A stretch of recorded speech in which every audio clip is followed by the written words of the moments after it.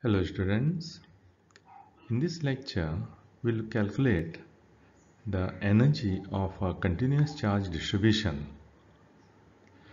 Continuous charge distribution means it can be a solid sphere of the charge or a solid cube containing the charges, or it can be a solid shaped the charge distribution of any shape. Now when you consider a solid distribution of the charge, then it contains a volume as well as the surface area. So we have to take into account the surface charge density and the volume charge density. But it can be also hollow sphere of the charge, where charges there are only on the surface. Then we have to consider only surface charge density. So we'll find here the energy of continuous charge distribution in general. We'll calculate now the electrostatic energy of the continuous charge distribution. So we'll consider in general that a given charge distribution has a volume charge density rho and surface charge density sigma, and something more than this. So we'll include also that there may be a conductors in a system and charge may reside on them. So now here we have the volume of the charge. So it has a volume as well as the surface. So volume charge density and the surface charge density. Beside it, inside there are conductors, and in the conductor charge resides on the surface. So charges are there also due to the conductor. As we have defined in the previous lecture, that the potential energy of a given system of the charges is the work done in bringing the charge from infinity to that point. Now, in case of the discrete charge group, one can do it. We can take each and every charge to the infinity, where force acting on them is 0, and we can bring one by one to the earlier position, and we can find out the total work done in assembling all the charges, and that work done is stored as a potential energy, and that is the energy of that group of discrete charges. But when you have continuous charge distribution, so it is not made of the charges as such, so we cannot do this, bring about this process. So what we do here is we divide the given charge distribution into a element, charge element. Charge element means the part of the charge tending to 0. So that is called the element. So here charge element means of that part the charge is very small tending to 0.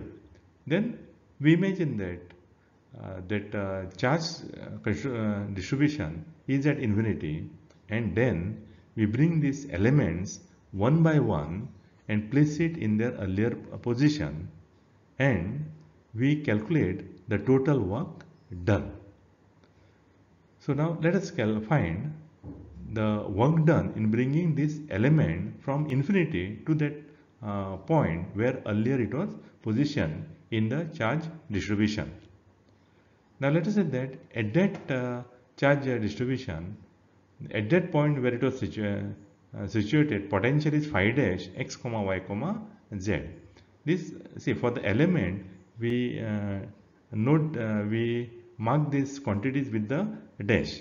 So where that element is to be placed, there the potential is phi dash, and the work done to bring that is dW, because it is a charge element, it is small, so work done is also small, and work done is charge into the potential at that point, that is dq into phi dash. So this is the equation 1.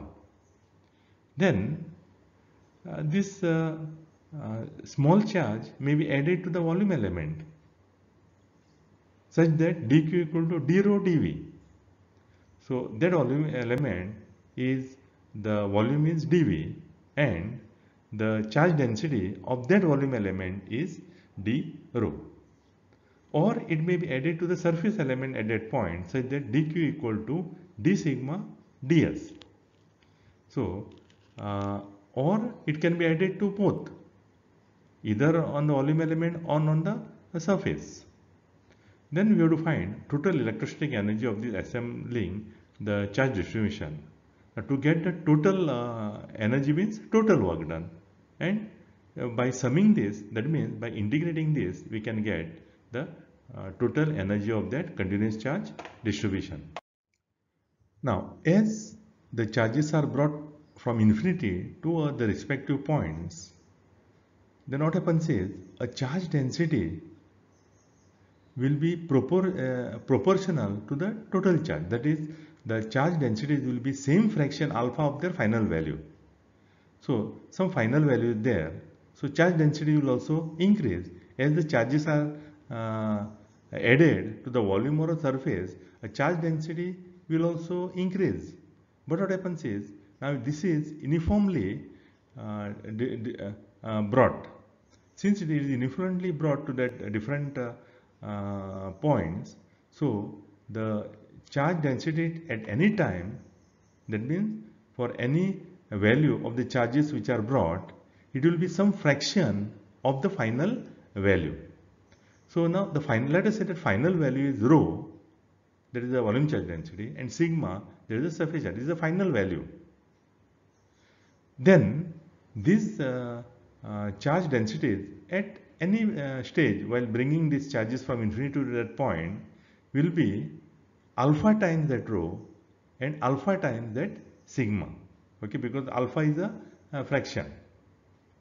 And finally what happens is, when all are brought, it will become rho, that means alpha equal to 1. So alpha will become equal to 1. So increasing this density means d rho equal to rho d alpha, d sigma means sigma d alpha.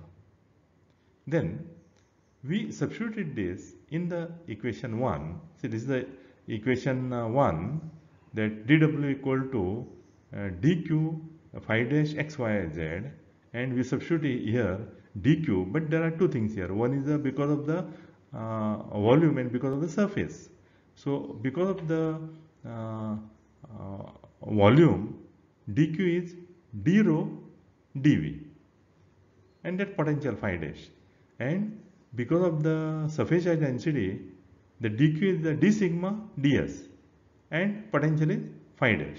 Now I will do away with this xyz because we know that it is a function of xyz. So we do away that, and d rho is nothing but rho d alpha, and the d sigma is nothing but the this sigma d alpha. Again, I have done away with that xyz. Now we know that rho and sigma depends upon the position xy z into this phi dash. So these are two terms, one because of volume charge density, other because of the surface charge density.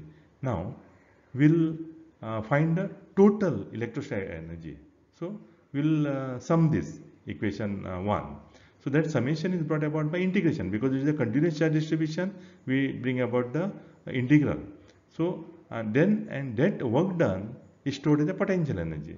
So that is what is called as the electrostatic energy. Electrostatic energy is the potential energy because there is no kinetic energy here. The charges are not moving; they are at the respective position. So the total electrostatic energy equal to total work done, and that is obtained by integrating this. So integrating this, you integrate this, and then see, for this alpha is a fraction, and if you go on adding all the fraction, you will get a total 1. So these limits of integration is from 0 to 1, and then rho phi dash dv, we are integrating over the volume. It is a volume integral. Similarly here also, d alpha, we are integrating over 0 to 1, because when if you add all the fraction, then what you should get is a total 1, and this is a surface charge density, so we will integrate over the surface. Then, as we have mentioned earlier, all charges are the same fraction of the final value, that is phi dash equal to alpha phi. So this is what we found in the previous slide, and this we substitute there, and when you substitute there, what you get is that phi dash is alpha phi.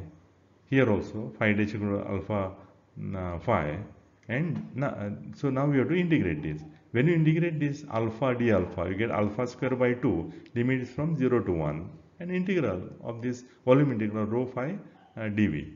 Then here also the integral of alpha is alpha square by 2, 0 to 1, and integral of sigma phi ds.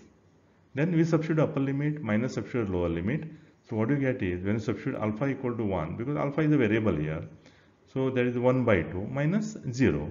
So 1 by 2 into volume integral of rho phi dv, and this 1 by 2 surface integral of sigma phi ds. And finally, this is the expression what we wanted. Potential energy of the continuous charge distribution is half volume integral rho phi dv plus half surface integral sigma phi ds.